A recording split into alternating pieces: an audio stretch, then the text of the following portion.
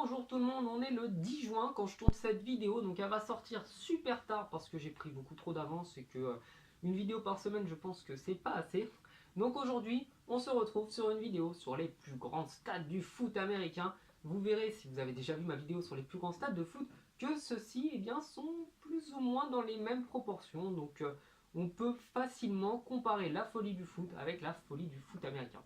À la cinquième position, l'Ohio Stadium, donc construit en 1922, il peut accueillir très précisément 102 375 personnes, donc de corpulence normale et seulement 50 000 obèses. Non, je crois que celle-là, je vais la supprimer quand même parce que je vais avoir des soucis.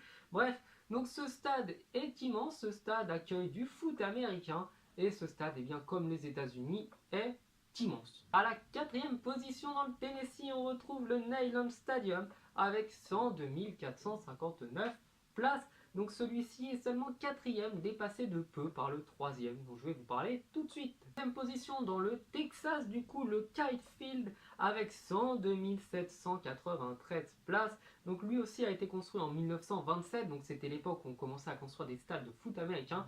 Il a été agrandi petit à petit, petit à petit, mais accueillait déjà, je crois, plus de 80 000 personnes dans les années 60, ce qui était totalement immense. À la deuxième place, on retrouve le Beaver Stadium, construit en 1960, qui accueille 107 282 personnes et il se trouve dans la Pennsylvanie, donc sur la côte est des États-Unis, juste à côté du Connecticut et tout ça. Et donc, il est seulement à la deuxième position. Enfin, à la première place, le Michigan Stadium, construit en 1927. J'ai l'impression que c'est l'année où ils ont construit tous les stades aux États-Unis. Donc, il a coûté à l'époque, c'est ça qui est assez marrant à noter, seulement 950 000 dollars. Bon, il faut aussi compter que la valeur du dollar n'est plus la même maintenant. Hein. Le dollar a beaucoup baissé par rapport à ce qu'il valait auparavant. Et il peut accueillir 109 801 personnes.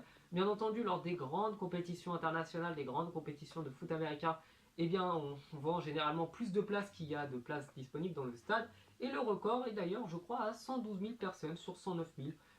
Donc, à titre de comparaison, le Parc des Princes avait réussi à vendre à peu près 49 000 places avec seulement 45 000 places dispo. Donc, c'est quand même pas mal.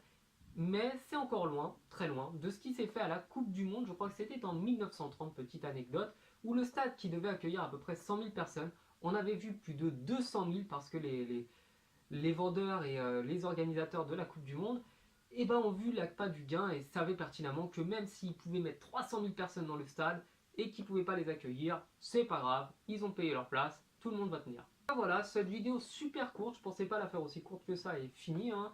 N'hésitez pas à vous abonner à voir mes autres vidéos sur les plus beaux stades du monde, les plus grands stades de foot, les plus grands stades de ski. Bref, j'ai plein de vidéos sur le sport, vous allez trouver votre bonheur, je pense.